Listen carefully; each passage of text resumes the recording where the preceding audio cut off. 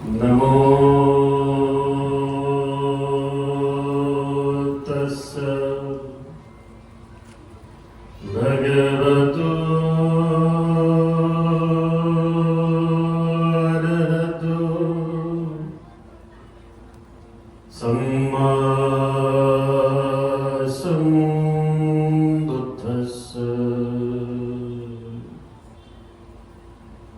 नमो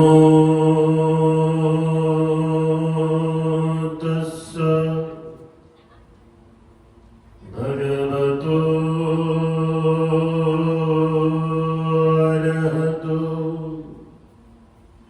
सम्मा सम्बुद्धस्स।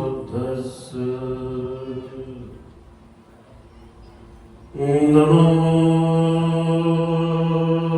तस्स भगवतो अरहतो सम्मा सम्बुद्धस्स। सुबीजानो भवं होति भवीजानो पराभवो। धम्मकामो भवं होति धम्मदेशी पराभवो।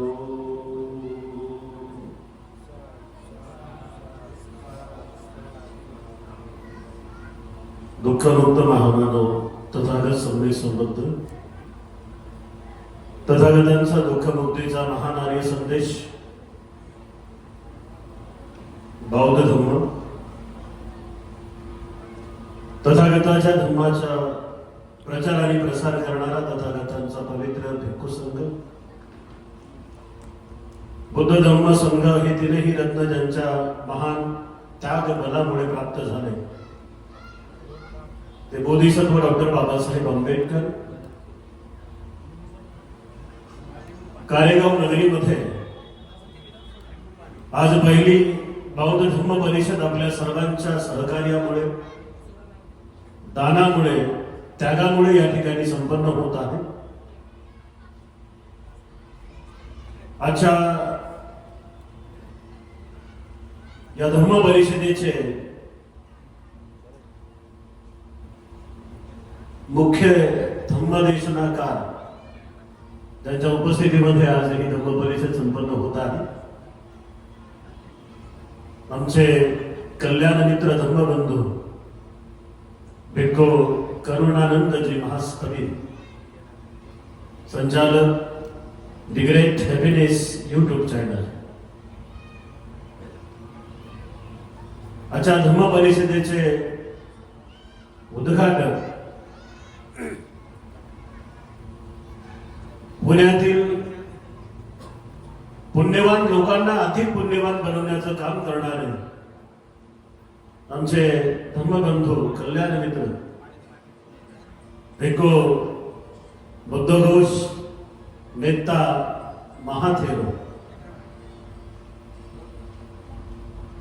त्यांच्या संकल्पनेतून पुण्यामध्ये बेडसे लेणीच्या पायथ्याशी एक मोठी बुद्धिस्ट मॉनेस्ट्री स्थापन होत आहे।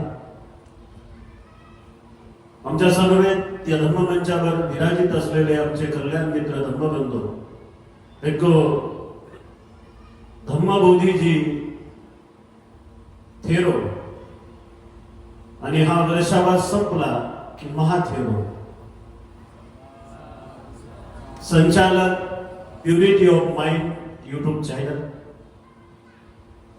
या धम्ममंचावर आमच्या समवेत विराजित असलेले कल्याण मित्र धम्मबंधू भिक्खू यम धम्मानंद थेरो संचालक सर्च रिसर्च यूट्यूब चॅनल। या धम्ममंचावरती विराजित असलेल्या पूजनीय भिक्खू सुंदराच्या समवेत आम्ही आपल्यापर्यंत तथागत सम्यक संबुद्धांचा धम्म देण्याचा प्रयत्न करीत आहोत, तेव्हा तथागताच्या या शुद्ध आणि पवित्र वाणीला आपण समजून घेऊन ती वाणी नित्य नियमाने आपल्या आचरणामध्ये आपण कशी आणावी, का आणावी, आणि ती वाणी आमच्या नित्य नियमाच्या आचरणामध्ये आल्यानंतर तुमचं आमचं कल्याण कशा प्रकारचं होईल या संदर्भातली एक छोटीशी धम्मदेशना आम्ही आपणास देत आहोत.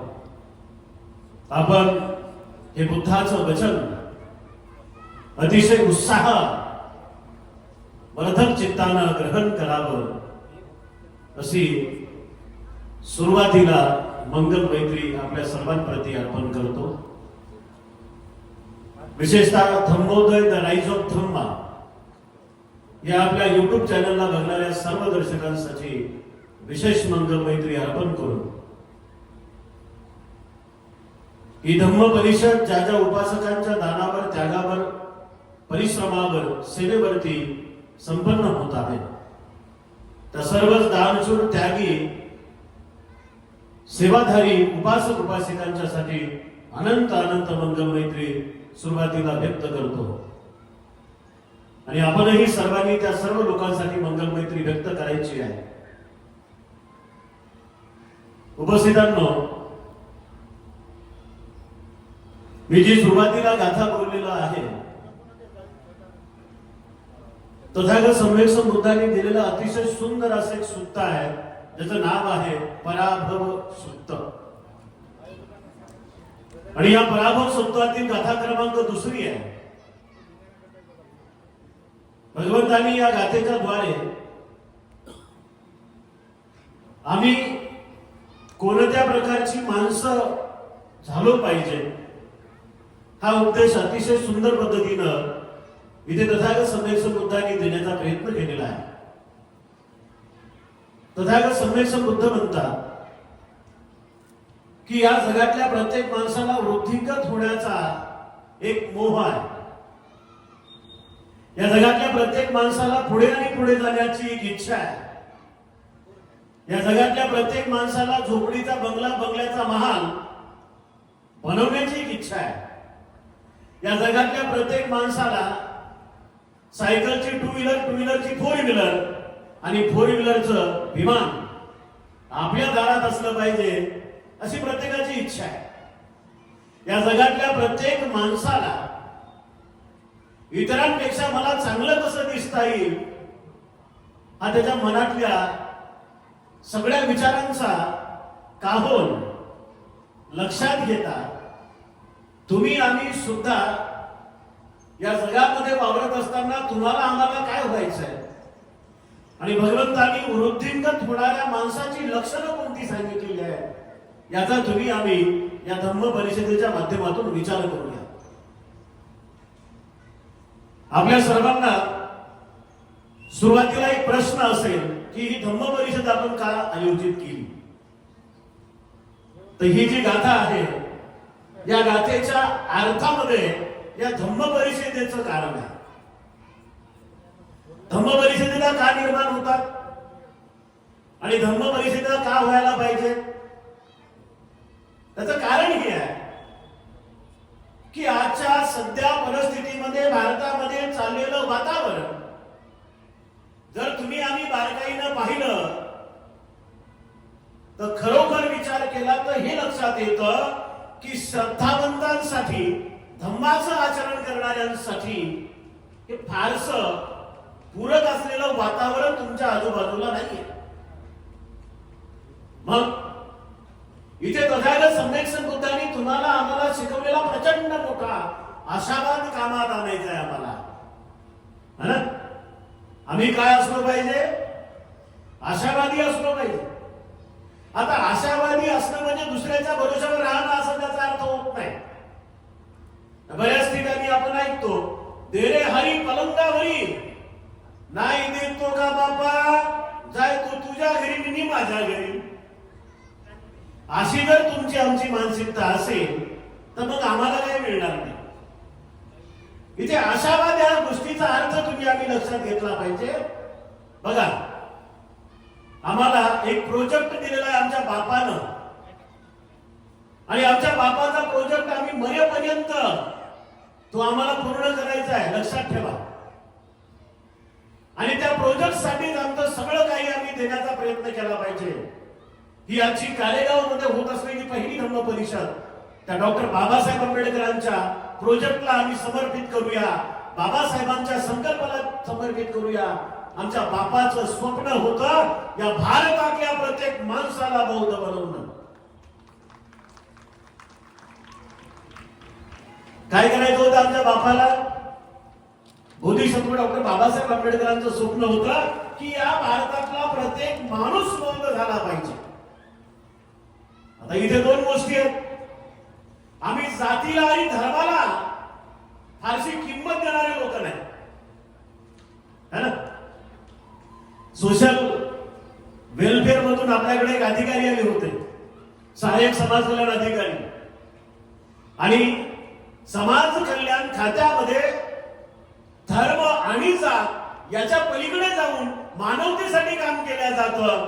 आणि म्हणून समाज कल्याण खात्यातला अधिकारी तो भलाही कोणत्याही जातीचा असू दे, पण त्याची समाज परिवर्तनात्मक विचार मांडणी काही औरच असते आणि ती तुम्ही अनुभवली.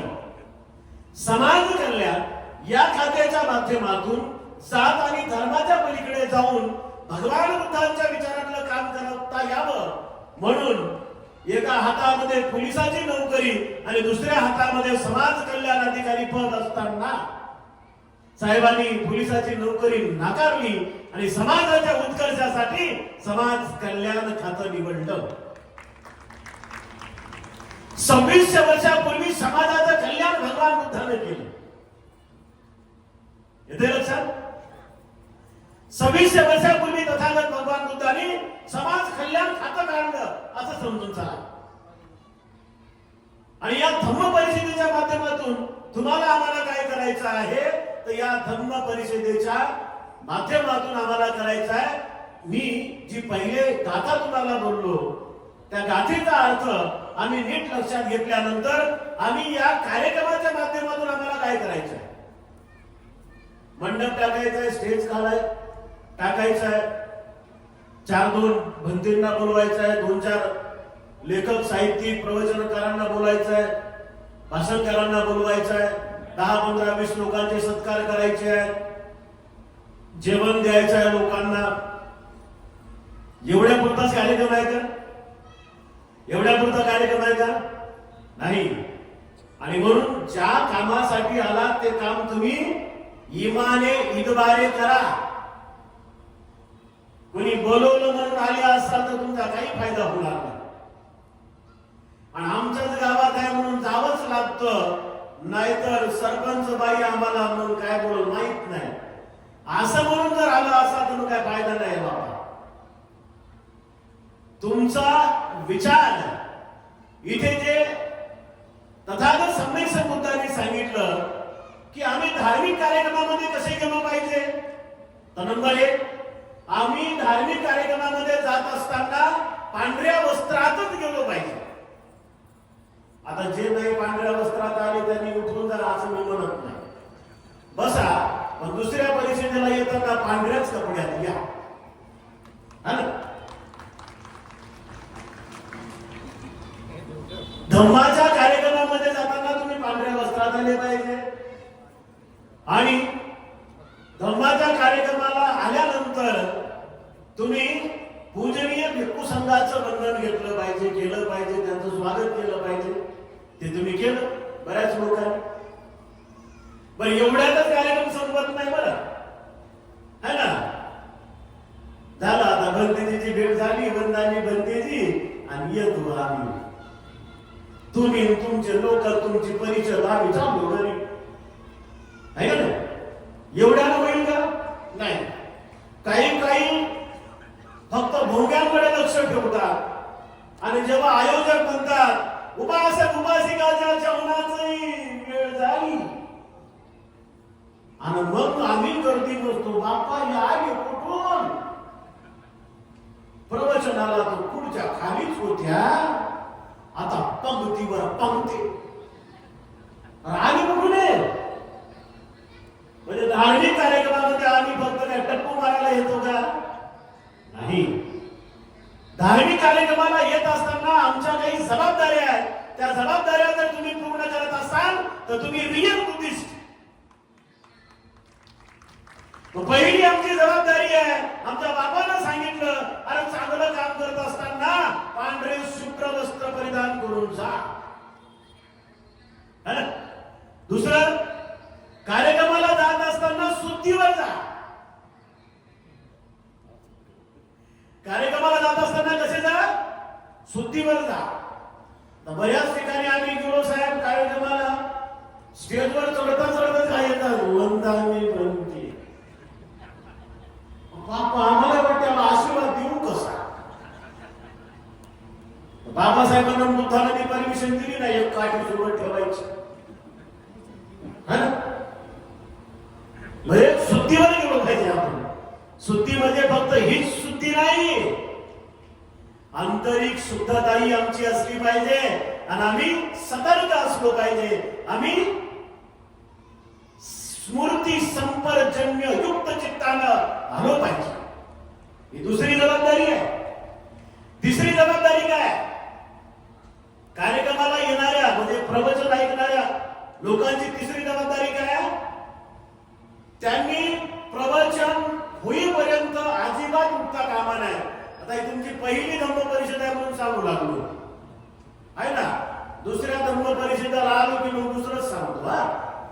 आता तुम्ही केजी मध्ये आहात, हळूहळू तुम्हाला निघू पुढं पुढं, पहिली दुसरी तिसरी चौथी पाचवीत. आता केजी टू पीजी कार्यक्रम सुरू झालेला आहे.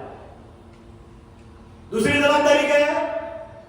की भंतीजी बोलत असताना आम्ही अजिबात भंतीजीला डिस्टर्ब होता कामा नाही असं राहिलं पाहिजे. बऱ्याच ठिकाणी आमचे प्रवचन चालतात, मागे उपासक काय म्हणतात आणि पुढे उपासक कसे बसतात, आमचा फार धांदली कार्यक्रम होऊन जाते.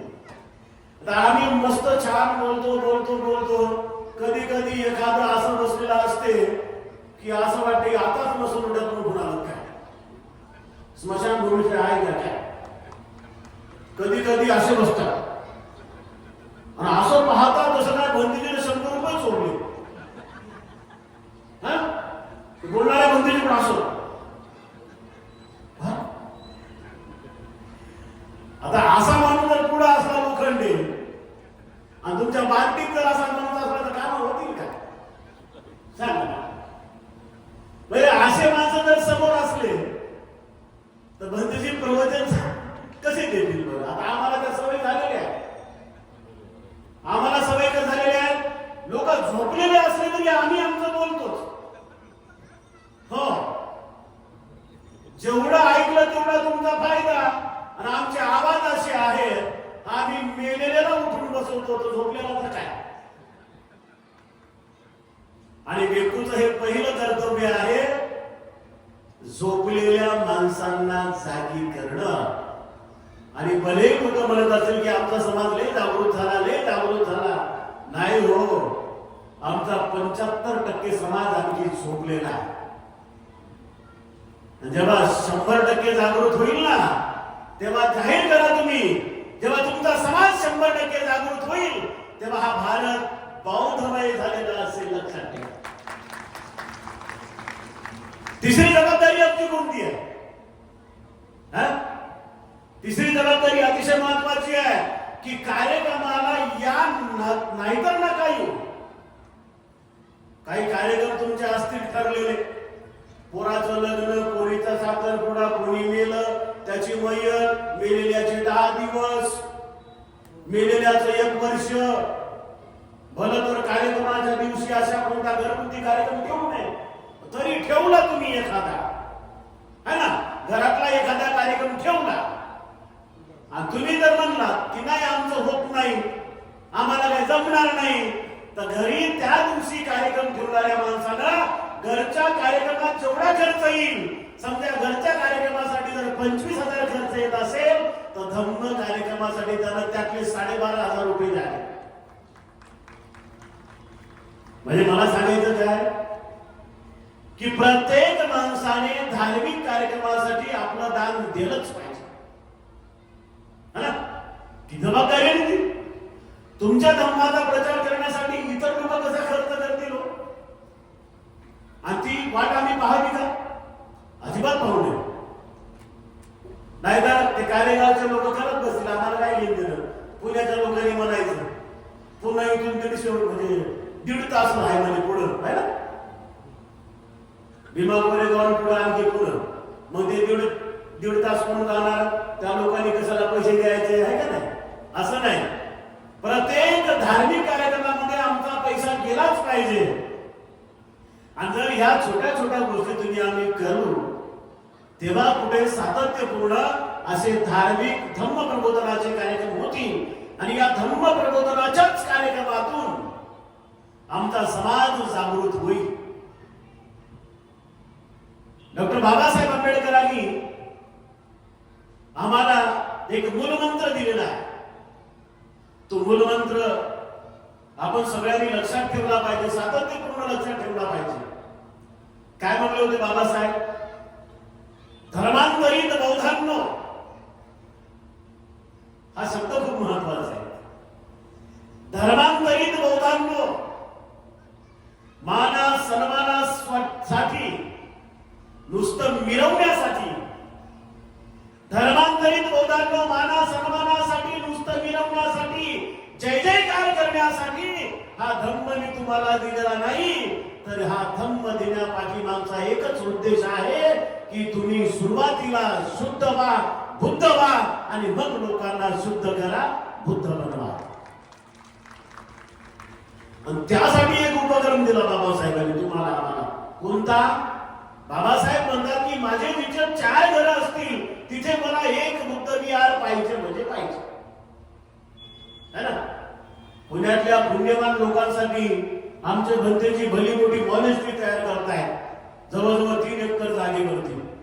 काय नाव आहे? बौद्धिचित्त ज्ञान बुद्धिस्ट मॉनेस्ट्री, है ना? एकदा भंतीसाठी चालू करा द्या.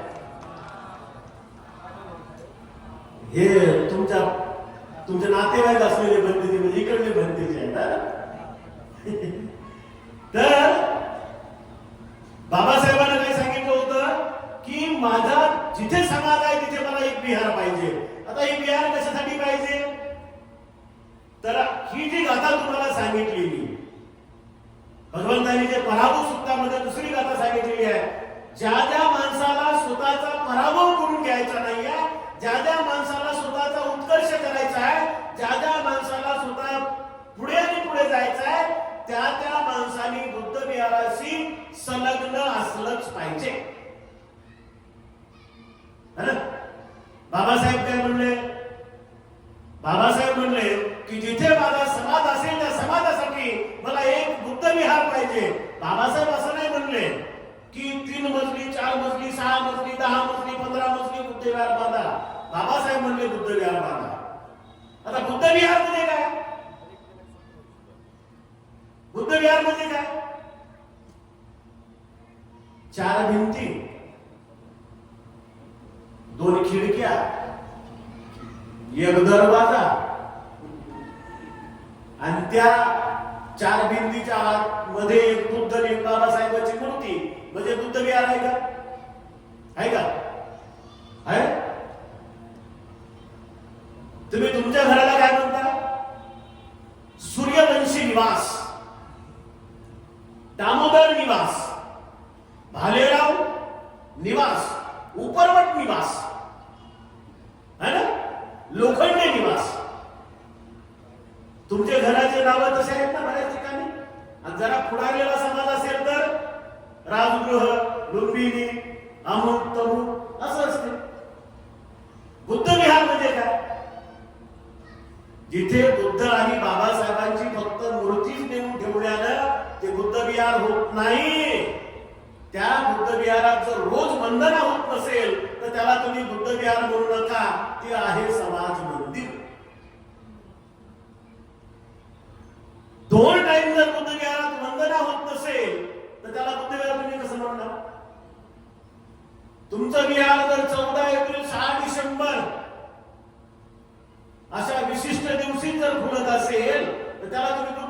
म्हणणार? बुद्ध विहार म्हणजे काय? आणि बाबासाहेबांना बुद्ध विहाराची व्याख्या कशी सांगायची होती? बाबासाहेब म्हणाले होते, तिथे बुद्धाचे विचार 24 तास लोकांच्या चिर चिंतनामध्ये जातील, अशा ठिकाणाला बाबासाहेबांनी बुद्ध विहार म्हटले. आलं? जिथे बुद्धांच्या विचारांचं चिंतन होईल अशा ठिकाणाला डॉक्टर बाबासाहेब आंबेडकरांनी बुद्ध विहार म्हटलं. आणि बाबासाहेबांनी दादरच्या हिंदू कॉलनीमध्ये घेतलेल्या घराला सुद्धा राजगृह महाबुद्ध विहारच बनवलं होतं. आणि म्हणून आपल्या सर्वांचं एक आद्य कर्तव्य आहे. ते आद्य कर्तव्य असं आहे की आम्ही जास्तीत जास्त बुद्ध विहारांची निर्मिती केली पाहिजे. आणि बुद्ध विहाराची जास्तीत जास्त निर्मिती केल्यानंतर मग लोक आपल्याकडे वळतील. तुमच्याकडे सुंदर विहार आहे, जाऊन आलो आता. आणि त्या विहारामध्ये आपण सातत्याने आपला येवा दावा पक्ष सगळं काही सोडून विहाराची पहिली पायरी चढली की माणूस म्हणून बुद्ध विहारामध्ये आम्ही प्रवेश केला पाहिजे. घरचं दारचं बाहेरचं सगळं सोडून द्यायचं, काहीच नाही. माणूस म्हणून त्या बुद्ध विहारात जायचं. माणूस म्हणून बुद्ध विहारात गेल्यानंतर माणूस म्हणून काही वेळ राहायचं आणि माणूसच म्हणून बाहेर पडायचं. असं जर तुम्ही आम्ही करत असू तर खऱ्या अर्थाने आमचा विकास होणार आहे. तथागत भगवान बुद्ध या पराभव सूत्रातल्या दुसऱ्या गाथेमध्ये हाच उपदेश तुम्हाला आम्हाला देतात. भगवान बुद्ध म्हणाले, वृद्धिंगत होणारा पुरुष सहज जाणता येतो. वृद्धिंगत होणारा पुरुष सहज जाणता येतो. वृद्धिंगत धम्मचिंतनात असतो आणि धम्माचा द्वेषी हा पराभवाची वाटचाल धरणारा असतो. त्याचा पराभव वाटला. काय म्हणतात भगवान बुद्ध? की आम्ही आमच्या जीवनाला सुखमय बनवण्यासाठी, आमच्या मिळालेल्या आयुष्यातल्या एका सेकंदाला सुखी बनवण्यासाठी आम्ही काय करायला पाहिजे? तर आम्ही धम्माचा उदो करायला पाहिजे. आणि धम्माचा उदो आम्ही कुठून करू? तर बुद्ध विहाराशिवाय दुसरा पर्याय नाही, धम्म परिषदाशिवाय दुसरा पर्याय नाही, है ना? आम्ही आमच्या लोकांचं म्हणजे बौद्ध भिक्खूंचं हे हा हक्काचा विचार मंच आहे आमचा. धम्म परिषद म्हणजे काय? हा हक्काचा विचार मंच आहे आमचा. आम्हाला पाहिजे तो धम्माचा विषय आम्ही इथून तुम्हाला देऊ शकतो. आणि म्हणून धम्म परिषदा वारंवार झाल्या पाहिजे, है ना? मी आपल्या सगळ्यांचं अभिनंदन करतो, विशेषतः या आयोजन कमिटीचं अभिनंदन करतो की त्यांनी भिक्खू लोकांना जास्तीत जास्त प्राधान्य दिलं. नाहीतर परिषद असते 2 तासाची, 4 तासाची, आणि 4 तासाच्या परिषदेमध्ये आम्हाला वेळ असतो अर्धा तास आणि बंदीचे असतात 50. आता त्या 50 बंदीने अर्ध्या तासात काय बोलावं? हॅलो, नमो बुद्धाय, जय भीम, सगळ्यांचं मंगल हो, बसतो खाली, याच वेळ एवढंच बोलता येईल ना. पण आज या संपूर्ण भिक्खू संघाला आपण जास्तीत जास्त वेळ दिला तर मला असं वाटते की खऱ्या अर्थाने कारेगाव मध्ये धम्मचिंतनाचा कार्यक्रम आपण सुरू केलेला आहे. आणि हा चिरंतर धम्मचिंतनाचा कार्यक्रम आपल्या सगळ्यांच्या दातृत्वावर, त्यागावर आणि सेवेवरती पुढे आणि पुढे जाणारा आहे. म्हणून उपासक आणि उपासिकांनो, अतिशय महत्वाचा हा तथागताचा उपदेश आम्ही लक्षात ठेवला पाहिजे. काय म्हणाले भगवंत? जे लोक धम्माचा उदो करतील, जे लोक धम्माचा जय जयकार करतील, जे लोक धम्म कार्यात सहभागी राहतील, जे लोक धम्म परिषदा आणि तत्सम कार्यासाठी आर्थिक दान देतील, जे लोक धार्मिक कार्यक्रमामध्ये असलेल्या संपूर्ण उपकरणांमध्ये सहभाग नोंदवतील, तर त्या लोकांचा उत्कर्ष हा पक्का आहे. पण जे लोक धार्मिक कार्यक्रमामध्ये कुठलाही सहभाग घेणार नाही आणि धम्माचं काम करणाऱ्या लोकांना त्रास देतील तर निश्चित लिहून ठेवा, त्या लोकांची बर्बादी मात्र सुरू झालेली आहे. त्या लोकांचा पराभव सुरू झालेला आहे. धम्माचा द्वेष करणारा तो कुणीही असो, भिक्खू असो, भिक्खुनी असो, उपासक असो, उपासिका असो, या जातीचा त्या जातीचा, या धर्माचा त्या धर्माचा, या प्रांताचा त्या प्रांताचा, या देशाचा त्या देशाचा, कुठल्याही वर्णाचा, कुठल्याही गोत्राचा आणि कसाही असू दे, पण धम्माचा द्वेष करणारा मनुष्य त्याचा पराभव मात्र अटळ आहे.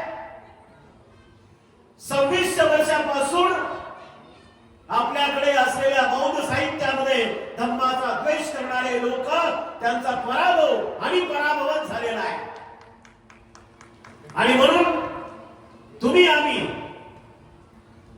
डॉक्टर बाबासाहेब आंबेडकरांनी दिलेल्या या स्वर्ण संधीचा, या अनमोल संधीचा आम्ही लाभ घेतला पाहिजे. आणि हा स्वर्ण धम्म आमच्या आचरणामध्ये आम्ही सातत्यपूर्ण आणण्याचा प्रयत्न केला पाहिजे. जेव्हा तुम्ही असं कराल तर तुम्हाला 2 गोष्टीची प्राप्ती होईल. अगदी शेवटी 5 मिनिटांमध्ये आपल्याला सांगतो, जेव्हा तुम्ही असं कराल, काय कराल, जेव्हा तुम्ही धम्मसेवा कराल. आता धम्मसेवा म्हणजे काय हो? भगवान बुद्ध आणि त्यांचं धम्म पुस्तक हातात घ्यायचं आणि त्या पुस्तकाला समोर ठेवायचं, त्या पुस्तकाच्या समोर गुडघ्यावर बसायचं आणि हातात अगरबत्ती घेऊन त्या पुस्तकाला ओवाळायचं. भगवान बुद्ध आणि त्याचा धम्म, भगवान बुद्ध आणि त्याचा धम्म. हे आहे का? असं आहे का ते? है ना? गेल्या अनेक पिढ्या आम्हाला हे शिकवलं, त्याच्यामुळे खरी पूजा आम्हाला समजलीच नाही. आम्हाला काय शिकवलं? जुनं ते सोनं. आणि कसं काय शक्य आहे? जुनं ते सोनं आणि नवीन ते काय? चांदी, दगड, रेती, काय खडी, नवं काय? जुनं ते सोनं. आपण जुनं जर चांगलं नसल, काय काय होतं जुनं? जुने आमच्यावर संस्कार होते, जुने आमचे विचार होते, जुने आमच्या चालीरीती होत्या, जुने आमचे वर्तवैकल्प होते. सारं जुनं जुनं जुनं 1956 ला आम्ही सोडलं आणि काहीच नवीन झालं. बुद्ध विचारांचे नवीन लोक आहोत. भलेही माना तुम्ही जुनं ते सोनं, पण आम्ही म्हणू बुद्ध विचार हेच आमचं सोनं. बुद्ध विचार हेच आमचं सोनं आणि बाबासाहेबांचे विचार आमच्यासाठी धन. आणि ज्याच्याकडे हे 2 गोष्टी असतील तर तो असेल बौद्ध उपासक उपासिका. जे लोक धम्मासाठी काम करतील, जे लोक धम्मासाठी दायाद म्हणून पुढे येतील, जे लोक धम्माच्या प्रचारासाठी आपलं योगदान देतील, जे लोक धम्माच्या प्रचारासाठी आपला एखादा तरुण मुलगा भिक्खू संघामध्ये दान देतील, तर ते लोक धम्माच्या साठी काम करणारे लोक आहेत. आणि असे लोक मेल्यानंतर सुद्धा जिवंत राहतात. पण जे लोक धम्म कार्यामध्ये बाधा आणतात, माय माऊल्यांनो, उपासक आणि उपासिकांनो, धम्म कार्यामध्ये बाधा आणणारे लोक ते बिचारे जिवंत असले तरी वेड्यासारखे राहतात. आणि हे पराभवाचं कारण सांगितलं बुद्धानं, माझे शब्द नाही, भगवंत म्हणतात. आणि म्हणून भगवंताचे शब्द कधी खोटे ठरत नाही. आणि म्हणून तुम्ही आम्ही जर या धम्माच्या वाटेने गेलो, या धम्माच्या चिंतनामध्ये राहिलो, या धम्माच्या सहवासामध्ये राहिलो, या धर्माला आम्ही समजून घेऊन आमच्या आयुष्यामध्ये जतन करत राहिलो, तर आम्हाला 2 गोष्टीचा लाभ होतो. पहिली गोष्ट म्हणजे पब्बाकारी. काय होतं आमच्याकडे? तर पब्बाकारी अर्थात एक अशी व्यक्ती आम्हाला लाभते, आमच्या सहवासात येते, की जी आम्हाला धम्म कार्यात नेते. आता हे महत्वाचं आहे. काय या धम्म परिषदेचा काय अर्थ आहे? का बरं तुम्ही याला धम्म परिषदेला? कारण मी जे सांगणार आहे या दोन्ही लोक तुम्हाला इथे भेटत आहेत. एक आहे पब्बाकारी आणि दुसरी आहे कथावेदी. पब्बाकारी म्हणजे काय? तर पब्बाकारी या शब्दाचा अर्थ आहे धम्म कार्यात सहकार्य करणारा. कथावेदी म्हणजे काय? तर धम्म कार्यातील अडथळे दूर करणारा. आता बघा, या दोन्ही व्यक्ती तुम्हाला इथं दिसत आहेत. कुठे आहेत त्या? व्यक्तीची संख्या 5 आहे, पण हे दोन गुणधर्म या 5 व्यक्तीमध्ये आहेत. धम्म मंचावरती विराजित असलेला पूजनीय वर्तमान काळातला भगवंताचा भिक्खू संघ म्हणजे हे सगळे जीवनधारी. तुम्ही जर घरी बसून इथून कोणी जर तुमच्यापर्यंत आलं, त्यांनी सांगितलं स्टार्ट टू गेट धम्म परिषद कशी झाली, पण हे दोन लोक भेटले असते का तुम्हाला? पब्बाकारी कथावेदी म्हणजे एक तर धम्म कार्यात मदत करणारे आणि दुसरे म्हणजे धम्म कार्यातील अडथळे दूर करणारे. आणि तुम्हाला भलेही खूप चांगले लोक भेटतील, तुमच्यावर प्रेम करणारे, तुमच्या आडी अडचणीत उभे राहणारे असे लोक तुम्हाला भेटतील. पण या दोन क्वालिटीचे लोक जर तुम्हाला पाहायचे असतील तर धम्म परिषदांशिवाय ते लोक तुम्हाला भेटत नाहीत. आमच्या मनातल्या असंख्य शंका असतात. जेव्हा आम्ही अशा धम्म परिषदांमध्ये, अशा कार्यक्रमांमध्ये जातो, तेव्हा त्या शंकांचं निरसन होते आणि आम्ही धम्मामध्ये अधिक पुढे आणि पुढे जात असतो. आणि म्हणून एखाद्या नातेवाईकाच्या लग्नाला नाही गेले तरी चालते, पण धम्म परिषद मात्र आयुष्यामध्ये उपासक उपासिकांनी चुकवू नये. धम्म परिषद चुकवली की मात्र मग काय खरं नाही, कारण या दोन प्रकारच्या लोकांचा आम्हाला लाभ होणार नाही. प्रिय उपासक आणि उपासिकांनो, कार्यगावकरांनी जी काही मेहनत तुम्ही घेतलेली आहे, त्या मेहनतीचं सोनं आज या संपूर्ण कार्यक्रमाच्या माध्यमातून झालेला आहे. तेव्हा आपल्या सर्वांविषयी आनंद मंगल मैत्री या ठिकाणी मी व्यक्त करतो. विशेषतः आज इथे या धम्म परिषदेसाठी उपस्थित असलेल्या तमाम भिक्खू संघाच्या सानिध्यामध्ये आपण सारेजण पुण्यकर्म करणार आहोत. आणि म्हणून जाता जाता आणखी एक सूचना आपल्या सर्वांना देतो. ज्या ज्या लोकांना पुण्यकर्म करायचे आहेत तर त्या लोकांनी उठून इकडे तिकडे फिरू नये. आणि आणखी एक चांगली गोष्ट कार्यगावकरांनी केली की इकडे तिकडे काही स्टॉल लावले नाहीत, है ना? स्टॉल लावले असते तर मग काय करत नसतं.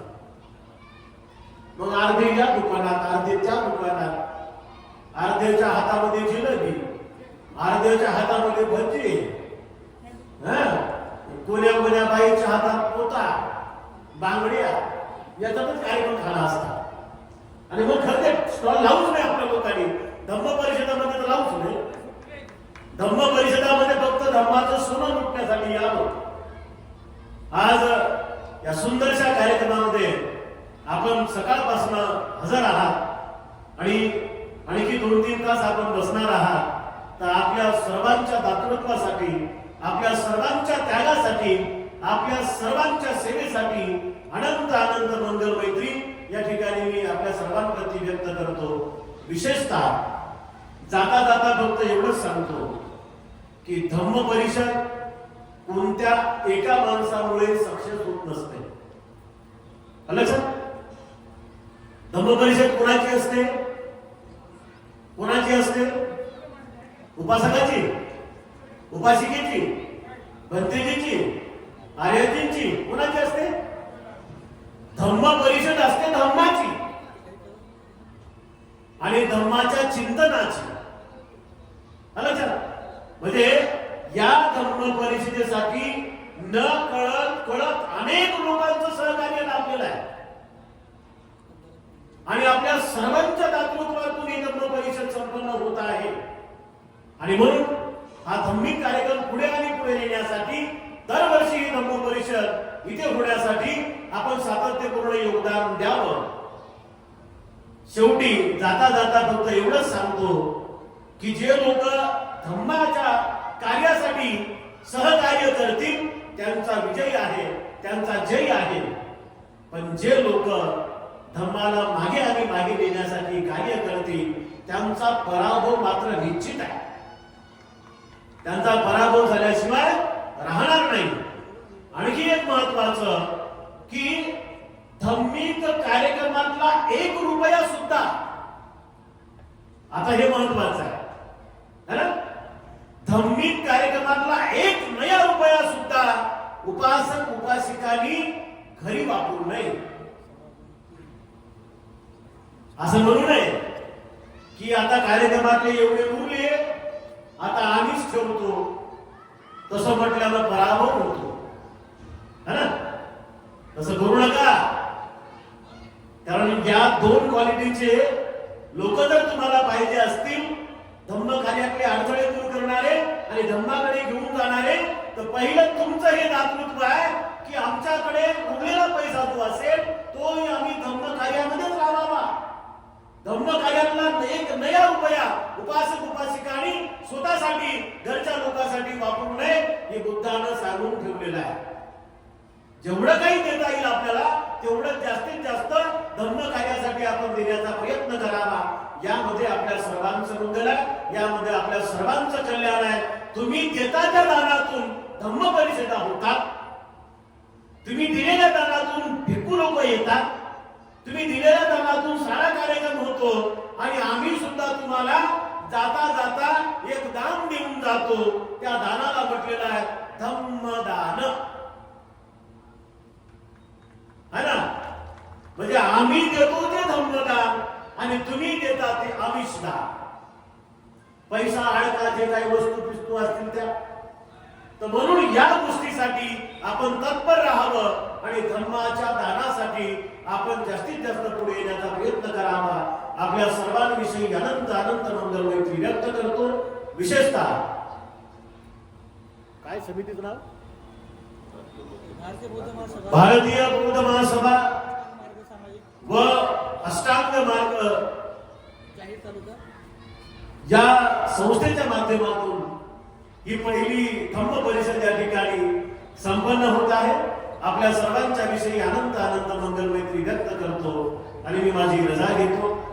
आपण खूप शांत चित्तानं इथून पुढचेही प्रवचन ऐकाल अशी अपेक्षा व्यक्त करतो. आपण सर्वांनी दोन्ही हात जोडायचे आहेत. एकदा पूजनीय भिक्खू संघाच्या सन्मानासाठी जरा जोरदार साधुकार द्यायचा आहे. इमानदारीने साधुकार द्या.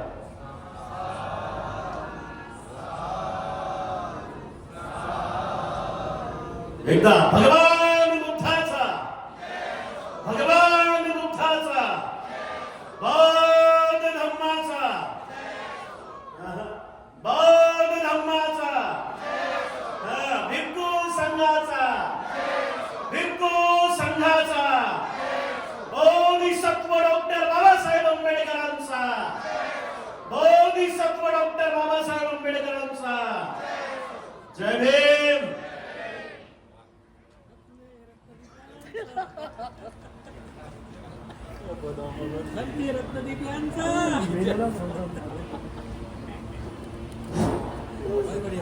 धन्यवाद. आपण या ठिकाणी मार्गदर्शन